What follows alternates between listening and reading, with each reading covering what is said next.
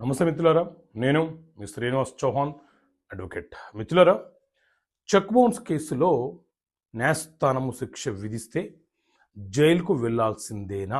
ఎలాంటి మార్గాలు లేవా? సో మిత్రులారా, చెక్ బౌన్స్ కేసు అనంటే ఎవరైనా ఒక వ్యక్తి మనకు చెక్ ఇచ్చి మోసం చేస్తే మనము ఆ చెక్కును బ్యాంకులో ప్రజెంట్ చేసి బ్యాంకు నుంచి ఒక రిటర్న్ మెమో పొంది ఆ తర్వాత ఒక అడ్వకేట్ ద్వారా ఎవరైతే మనకు చెక్ ఇచ్చి మోసం చేశారో వారికి ఒక నోటీస్ను పంపించి అప్పటికి అతను రెస్పాండ్ కాకపోతే, సెటిల్మెంట్కి రాకపోతే అతని మీద మనము వేసే ఒక ప్రైవేట్ కంప్లైంట్ని చెక్ బౌన్స్ కేసు అని అంటాం.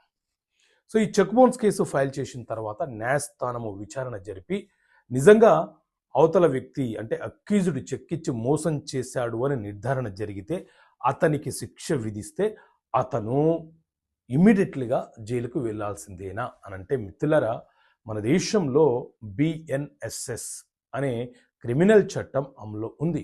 ఈ చట్టంలోని సెక్షన్ 430 సబ్సెక్షన్ 1 ప్రకారంగా ఎప్పుడైతే న్యాయస్థానము మనకు శిక్ష విధిస్తూ జడ్జిమెంట్ తీర్పు కాపీని ఇస్తుందో ఆ మరుక్షణమే ఆ జడ్జిమెంట్ని సస్పెన్షన్ చేయండి అని చెప్పి సస్పెన్షన్ ఆఫ్ సెంటెన్స్ పిటిషన్ అనేది ఒకటి ఫైల్ చేసి, ఒకవేళ న్యాయస్థానము జరిమానా కూడా విధిస్తే ఆ జరిమానాని కూడా సస్పెన్షన్ చేయమని చెప్పి పిటిషన్ వేసి ఆ తర్వాత 30 రోజుల లోపు మనము పైకోర్టులో అప్పీల్ చేసుకునే హక్కు అక్యూజ్డ్కి ఉంటుంది.